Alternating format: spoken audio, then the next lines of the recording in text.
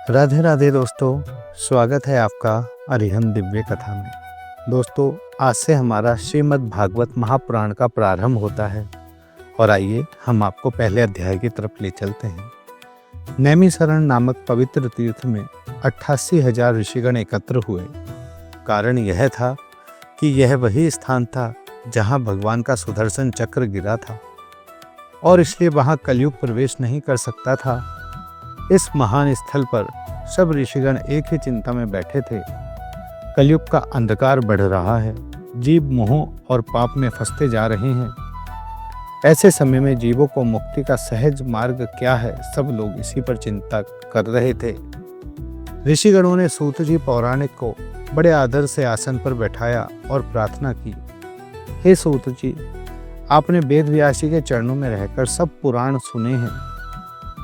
आप हम पर कृपा करें और वह कथा सुनाएं जो सारे शास्त्रों का सार है, जिसमें अल्प परिश्रम से अधिक फल मिले और जीव भवसागर से पार उतर सके। सूत जी ने विनम्र भाव से उत्तर दिया, हे महामुनियों, जो निराकार नारायण 14 लोकों की रचना करते हैं, पहले में सबको अपने में समेट लेते हैं, वही परम ब्रह्मा है। उन्हीं की माया से यह जगत चलता है और उन्हीं की ज्योति में ब्रह्मा, शिव आदि देवता ज्ञान पाते हैं। वेद व्यास जी ने उन्हीं की प्रेरणा से इस भागवत महापुराण की रचना की है। यह पुराण अन्य सब शास्त्रों का सार है, कल्प वृक्ष के समान है। इसमें ऐसा परम धर्म बताया गया है जिसमें कोई कपट, लोभ या दिखावा नहीं है।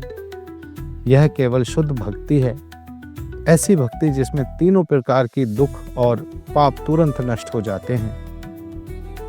सूत जी ने आगे कहा, द्वापर और त्रेता में यज्ञ, तप और तीर्थ ध्यान से भगवान की कृपा पाई जाती थी, परंतु इस कलयुग में केवल भगवान की कथा सुनने और उनका नाम स्मरण करने से ही प्रभु हृदय में विराजमान हो जाते हैं। यही कारण है कि भागवत को अमृत कहा गया है।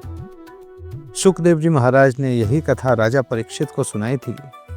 जैसे कोई मीठा फल को सुबह काटकर और भी मधुर बना देता है, वैसे ही सुखदेव जी ने इस अमृत रूपी भागवत कथा को अपने मुख से संसार में प्रकट किया है।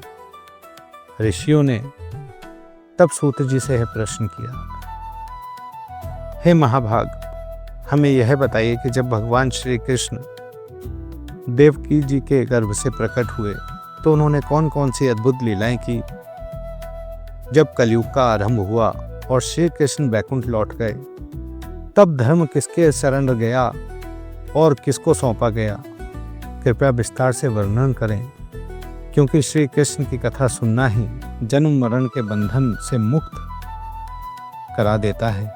यही ऐसा साधन है जिससे आदमी मुक्ति पदवी पर पहुंचता है। साथियों, यहीं श्रीमद् भागवत का पहला अध्याय समाप्त होता है। आप मुझे कमेंट्स में राधे राधे लिखकर ये जरूर बताएं कि आप कथा कहाँ से सुन रहे हैं। ऐसे ही भागवत के सार में मेरे साथ जुड़े रहिए। अरिहंत दिव्य कथा को आप सब्सक्राइब कीजिए और अपने दोस्तों और परिवार वालों के साथ शेयर कीजिए ताकि वो भी भागवत का आनंद ले सकें। राधे राधे।